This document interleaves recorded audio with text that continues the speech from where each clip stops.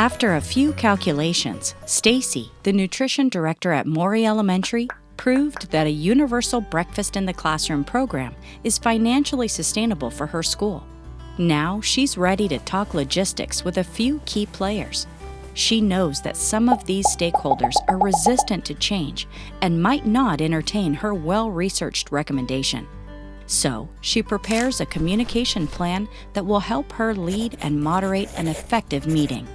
When tackling questions, comments, and concerns, Stacy will start by acknowledging the person's point of view, then respond with new facts that are relevant and meaningful to their statement. Next, she'll reframe the person's concern by offering a different perspective and use best practices from peers who have successfully implemented this program and faced its challenges. Finally, she'll solicit solutions from the concerned parties so that they feel like their ideas are being considered. Right away, the principal sets the tone for Stacy's meeting.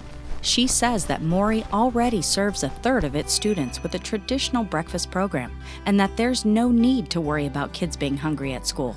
Remembering her persuasive points, Stacy responds by acknowledging that 1/3 of the students seems like a high percentage. Next, she responds with new facts. Even though Maury serves 1/3 of students, many more of them are eligible for free and reduced-priced meals.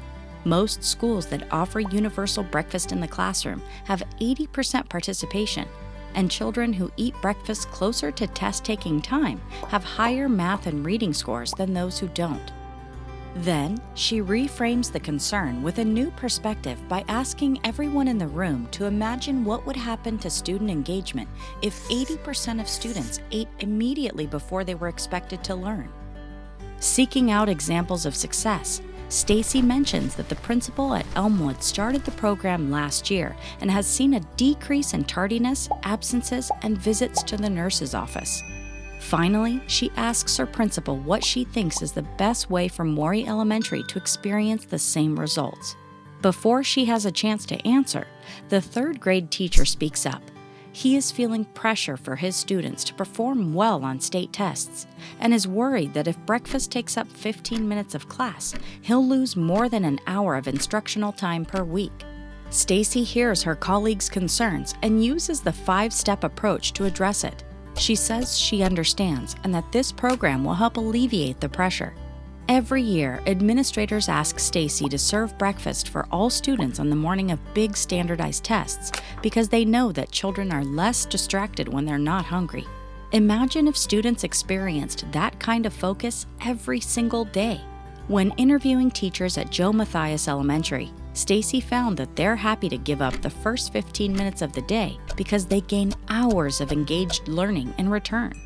Before moving on, Stacy asks the third-grade teacher if he'd like to be connected with some of those teachers to exchange stories. Then, Maury's head custodian asks how she'd have the time to clean every single classroom, let alone milk spills from the carpets. Stacy responds with the same thoughtfulness and offers to work together in choosing menu items that make the smallest mess. She also mentions a Breakfast in the Classroom webinar in which a custodian at another school felt that the program required the same amount of work, just divvied up into different tasks.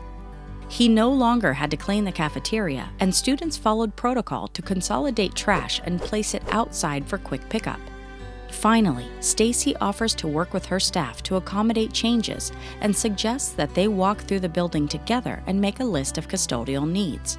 Just as the meeting is wrapping up, the school nurse adds that she sees children with head and stomach aches every morning, most of whom are simply hungry. She thinks this will be a great program, but expresses one concern: food allergies. Stacy has found a number of ways that schools handle allergies when serving breakfast in the classroom and proposes a sidebar meeting to talk about the options. The nurse agrees, and when looking around the room, Stacy finds that each stakeholder is nodding too. Keeping their attention, answering their questions, and including them in the conversation led to this meeting's success.